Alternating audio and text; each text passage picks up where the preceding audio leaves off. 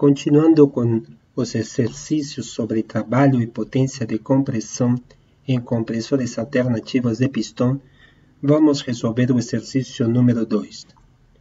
O enunciado do exercício diz: considere um compressor alternativo que comprime gás metano em um único estágio nas seguintes condições: vazão máxima de 110 kg por minuto, pressão na admissão de 1 MPa, pressão na descarga de 2,8 MPa, temperatura na admissão de 28 graus Celsius, coeficiente adiabático de 1,299 e constante do gás de 0,51835 kJ por kmol Kelvin.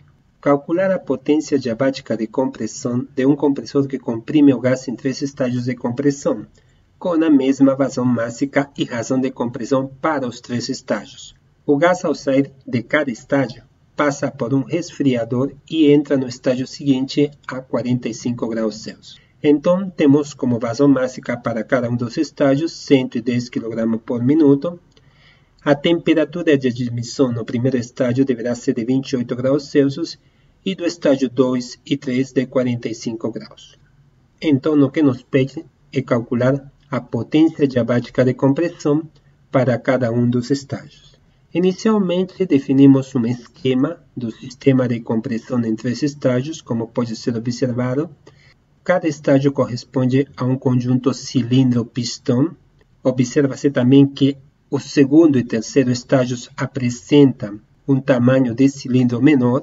Além disso, a saída do gás do primeiro estágio passa por um sistema de arrefecimento para resfriar o gás, de forma a ele entrar no segundo e no terceiro estágio com uma temperatura de 45 graus. E o que temos que avaliar é o processo de compressão que inicialmente era feito em um único estágio, como agora sendo feito em 3 estágios diferentes. Outro aspecto também a ser considerado é que há uma pressão de admissão e de descarga para o primeiro estágio, há uma pressão de admissão e de descarga para o segundo estágio, que é diferente, e há uma pressão de admissão e de descarga para o terceiro estágio, que também é diferente. Consequentemente, haverá uma razão de compressão para o primeiro estágio, outra para o segundo estágio e outra para o terceiro estágio. Lembrando que a razão de compressão é definida pela razão entre a pressão de descarga sobre a pressão de admissão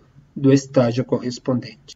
Também devemos considerar que há uma temperatura de admissão no primeiro estágio e uma temperatura de descarga isentrópica também no primeiro estágio.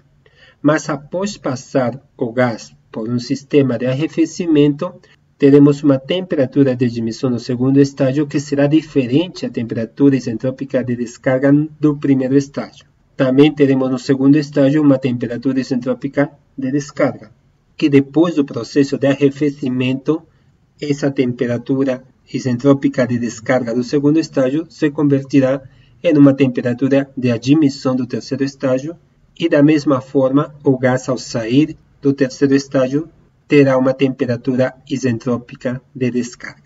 Então, para calcular a potência adiabática reversível de compressão, utilizamos a seguinte equação, que correlaciona o fluxo máximo, o coeficiente adiabático, a constante universal dos gases, o peso molecular do gás, a temperatura de admissão em cada estágio, a razão de compressão, que é a razão entre a pressão de descarga sobre a pressão de admissão, elevado a K-1 sobre K. Lembrando que a razão entre a pressão de descarga e a pressão de admissão é também conhecida como razão de compressão. Então, a equação pode ficar da seguinte forma, em função da razão de compressão. Com isso, podemos estabelecer que para cada um dos estágios é possível calcular a potência adiabática, dado que cada estágio terá sua razão de compressão e sua temperatura de admissão.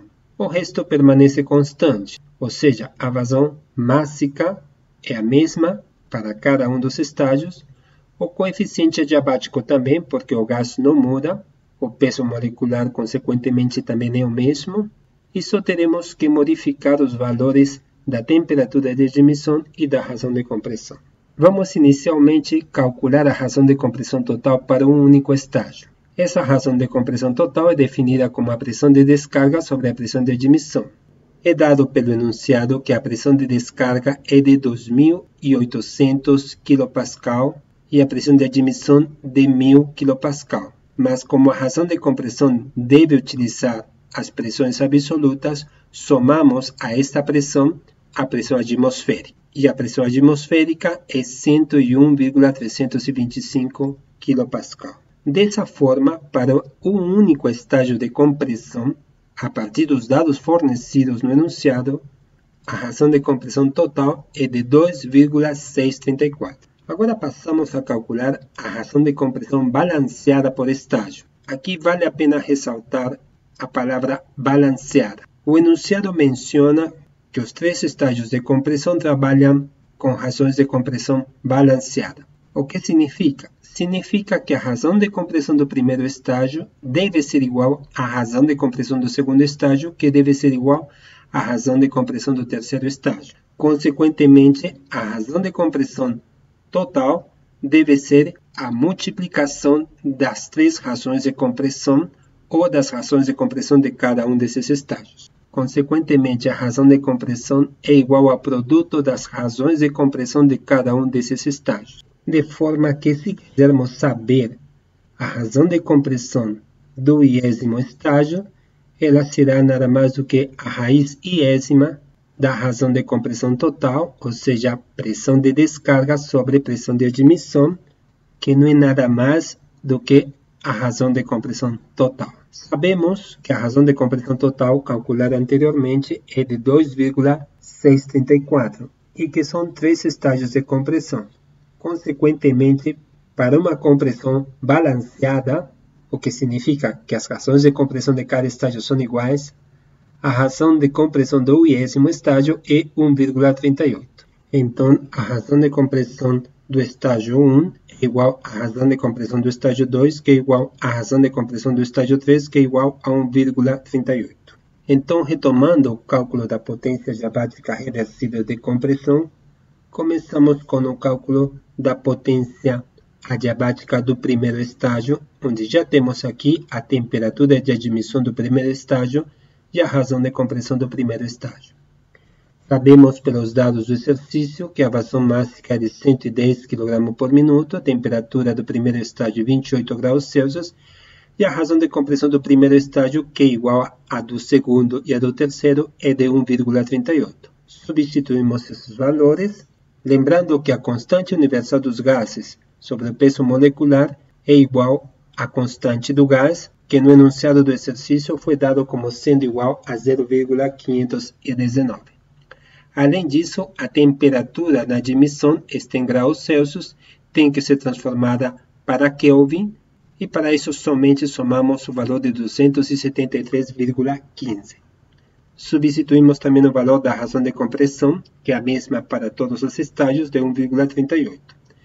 Resolvemos essa equação e encontramos o valor de menos 95,5 kW como potência para o primeiro estágio de compressão, que apresenta esse sinal convencionalmente negativo porque se realiza trabalho sobre o gás, mas que de fato será uma taxa de trabalho consumida por um motor que irá acionar um conjunto biela e manivela. Então, nesse caso, a potência apresenta um valor positivo de 95,5 kW. Para o caso do segundo estágio, temos que substituir a temperatura de admissão no segundo estágio e a razão de compressão. O resto permanece igual. Sabemos que no segundo estágio a temperatura de admissão é de 45 graus e como precisamos do valor em Kelvin, somente somamos a esse valor que está em Celsius o valor de 273,15, além da razão de compressão do segundo estágio, que por ser uma compressão em 3 estágios balanceada, essa razão é igual à do primeiro e do terceiro estágio. Resolvendo essa equação, encontramos um valor de menos 100,8 kW, ou seja, 100,8 kW como a potência adiabática de compressão do segundo estágio. Sabemos que o segundo e o terceiro estágio devem consumir a mesma potência, dado que têm a mesma temperatura de admissão e a mesma razão de compressão, consequentemente a potência do terceiro estágio é também igual a 100,8 kW. Então, a partir de um processo de compressão de 3 estágios, vamos determinar a potência diabática de compressão total, que será igual à potência diabática de compressão do primeiro estágio, mais 2 vezes a potência diabática do segundo estágio, dado que tanto o segundo quanto o terceiro estágio apresentam o mesmo valor de potência diabática. Substituindo os valores e resolvendo essa equação, então a potência consumida para a compressão de um gás de 1 megapascal para 2,8 megapascal é de 297,3 kW. Mas se compararmos com a compressão em um único estágio, verificamos que o consumo para um único estágio de compressão é de 310,5 kW. Ou seja, quando utilizamos mais de um estágio de compressão, diminuímos o consumo de energia para comprimir um gás para uma mesma razão de compressão.